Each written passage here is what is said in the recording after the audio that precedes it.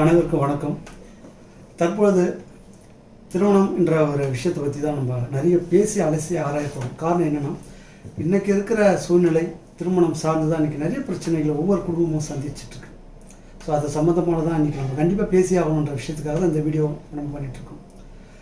நம்மோடு இணைந்திருக்கார் சென்னை உயர்நீதிமன்றத்துடைய வழக்கறிஞர் சுஜாதா விஜயபாஸ்கர் நம்மோடு இணைஞ்சிருக்காரு. முதல்ல அவங்க நம்ம வணக்கம். அப்படிங்கிற ஒரு கான்செப்ட், டாலரன்ஸ்ன்ற கான்செப்ட், ஒரு திருமண பந்தம்னா என்னங்கிற கான்செப்ட், இது எல்லாமே தெரியாமையே போயிடும்.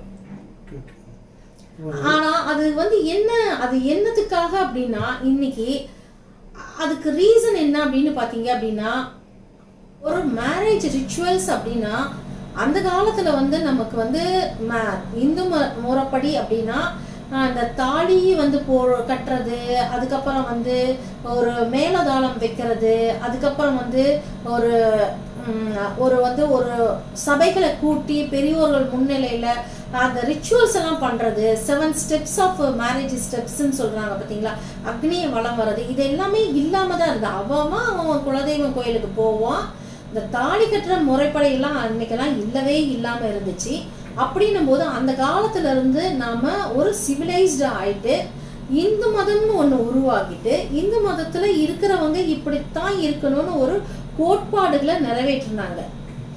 என்னைக்கும் ஒன்னு விஷயம் சொல்லுவாங்க, கடிவாளம் இல்லாத குதிரைய உங்களால கரெக்டா கண்ட்ரோல் பண்ணி அந்த ரோட்ல டெஸ்டினேஷனை அடைய முடியாது. அதே மாதிரி மாடு அப்படின்னு சொன்னா அதை ஒரு வண்டியில பூட்டி 2 மாட்டை ஒருங்கிணைச்சி, ஒரு 5 அறிவு உள்ள ஒரு மாட்டை ஒருங்கிணைச்சி அது மேல கூட்ஸ் எல்லாம் வச்சு ஒரு மாட்டு வண்டிக்காரன் ஓட்டி கொண்டு போய் அந்த டெஸ்டினேஷன்ல ரீச் பண்றான்னா, அந்த மாட்டுக்கு கண்டிப்பா அந்த மூக்கணா கயிறுன்னு சொல்லி ஒண்ணு போட்டு அதை பேஸ் பண்ணி கண்ட்ரோல் பண்ணுவோம். அந்த மாதிரி தான் நம்ம நாட்டுல சட்ட திட்டங்கள் உருவாகி அந்த சட்ட திட்டங்களுக்கு பேஸ் பண்ணி தான் நம்மளுடைய வாழ்க்கைகள் போயிட்டு இருக்கு. நீங்க இங்க என்ன பிரச்சனை, இங்க குடும்பங்கள் உடைக்கப்படுது, இங்க குடும்பங்கள் அழிக்கப்படுகிறது, குடும்பங்கள் திருமண பந்தங்கள்லாம் அழிஞ்சுக்கிட்டே வருது அப்படின்னா மீனிங் என்ன அப்படின்னா, அவங்க யாரும் அந்த திருமண பந்தத்துக்கான அந்த சட்ட திட்டங்கள் முறைகளை சரியா பின்பற்றாம அதுல வயலேஷன்ஸை கிரியேட் பண்றாங்க. எல்லாரும் வாழ்க்கை நிலையும் அப்படிதான் இருக்குன்னு சொல்ல முடியுமா? இப்போ பாத்தீங்கன்னா, இப்போ ஓவர் ஃபேமிலியில இருப்பாங்க, ஒரு மிடில் ஃபேமிலி இருப்பாங்க, ஹை ஃபேமிலி இருப்பாங்க. ஸோ 3 பேருடைய வாழ்வாதாரம்ன்றது அந்த படிநிலைன்றது ரொம்ப டிஃப்ரெண்டா மாறி இருக்கு. இல்ல அவங்க அந்த திருமண முறிவுன்றது 3 பேருடைய கேட்டகரி லைஃப்லயுமே வருது இல்லையா? ஸோ அதுக்கான காரணம் என்ன இருக்கும்? அதுதான் நான் சொல்றேன். அதாவது ஒரு பெரும் பணக்காரர், ஒரு செல்வந்தர் அப்படிங்கிறவங்களும் சரி, ஒரு மிடில் கிளாஸும் சரி, அதே சமயம் ஒரு லோயர் கிளாஸும் சரி, எல்லாருமே இன்னைக்கு எதை பேஸ் பண்ணி இருக்காங்க அப்படின்னா வருமானத்தை பேஸ் பண்ணி தான் இருக்காங்க. வருமானம் தான் ஒருத்தருடைய மனுஷனுடைய தலையெழுத்தை மாத்துது, தீர்மானிக்குதுங்கிறது தான் உண்மை. அந்த வருமானத்துக்காக தன்னுடைய பழக்க வழக்கங்கள், ரிச்சுவல்ஸ் எல்லாமே மாறி போயிடுச்சு. அப்ப மாறி போகும்போது ஆட்டோமேட்டிக்கா மனிதனுடைய அந்த அந்த ரிச்சுவல்ஸ்ன்னு சொல்றோம் பாத்தீங்களா, அதாவது கோட்பாடுகள்னு இருக்கு பாத்தீங்களா, ஒவ்வொரு மெத்தடுக்கும் ஒரு கோட்பாடுகள் இருக்கு. அந்த கோட்பாடுகளும் ஆட்டோமேட்டிக்கா மாறிடுது. அப்ப அந்த கோட்பாடுகள் மாறும்போது மனித உரிமைகள் அங்க மீறல்கள், மனித உரிமை மீறல்கள் அங்க நடக்குது.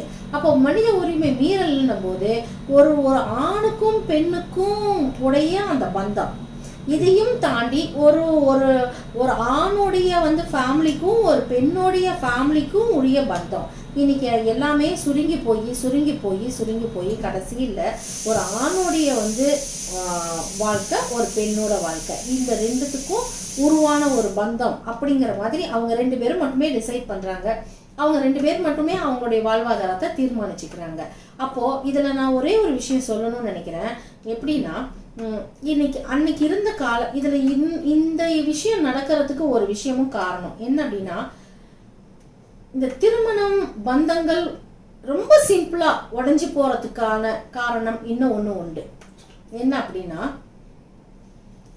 அன்னைக்கு ஒரு பெண், இந்த சமுதாயம் ஒரு பெண்ணை எப்படி டிட்டர்மைன் பண்ணாங்க அப்படின்னா, வீட்டை விட்டு தனியா வெளியில போகக்கூடாது, கல்யாணத்துக்கு முன்னாடி ஒரு தந்தையோட பாதுகாப்பு, கல்யாணத்துக்கு அப்புறம் ஒரு ஹஸ்பண்டோடைய பாதுகாப்பு, கணவருடைய பாதுகாப்பு, கணவர் இறந்த சமயத்துல அந்த அந்த பொண்ணுடைய அந்த அம்மாவுடைய பையன் இருப்பான் பார்த்தீங்களா, அந்த மகனுடைய பாதுகாப்பு.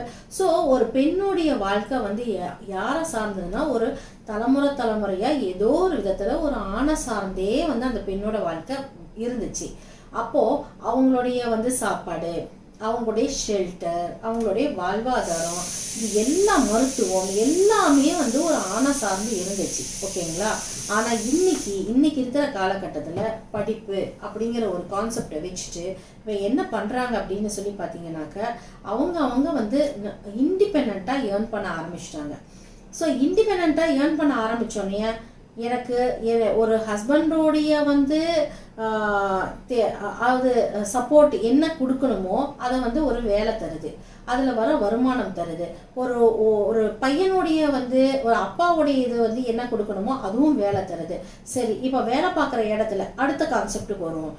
இப்போ ஒரு பெண் வந்து தனியாக வீட்டை விட்டு வெளியில் வரா, அந்த காலத்தில் சொல்கிறேன், தனியாக விட்டு வெளியில் வரா, சம்திங் இதை வந்து எங்கேயா போகிறா வர்றா, ஒரு ஒர்க்கை பண்ணுறா, இண்டிவிஜுவலாக ஏதாவது பண்ணுறான்னா அந்த ஊரே சேர்ந்து அந்த பெண்ணை வந்து மிக தரக்குறைவாகவும் கேவலமாகவும் சித்தரிக்கப்பட்டு அந்த குடும்பத்தையே தனியாக விலகி வச்சிருவாங்க. ஸோ அதுக்கு பயந்து அந்த கட்டுப்பாட்டில் வந்து அந்த குடும்பத்துக்கு வந்து தண்ணி கொடுக்க மாட்டாங்க, அந்த குடும்பத்தை வந்து நல்லது கெட்டதில் சேர்த்துக்க மாட்டாங்க. இந்த சமுதாயம் வந்து ஒதுக்கி வச்சிச்சு. ஒரு பெண்ணை பேஸ் பண்ணி, ஒரு பெண்ணுடைய கேரக்டரை பேஸ் பண்ணி அந்த சமுதாயம் அந்த காலத்துல ஒதுக்கி வச்சிச்சு. ஆனா இன்னைக்கு இந்த சமுதாயம் ஒரு பெண் என்ன மாதிரியான வந்து ஒரு உரிமை மீறல்கள் வாழ்க்கை முறையை மாத்திக்கிட்டாலோ இந்த சமுதாயம் வந்து அந்த பெண்ணை வந்து ஒதுக்குறதே கிடையாது.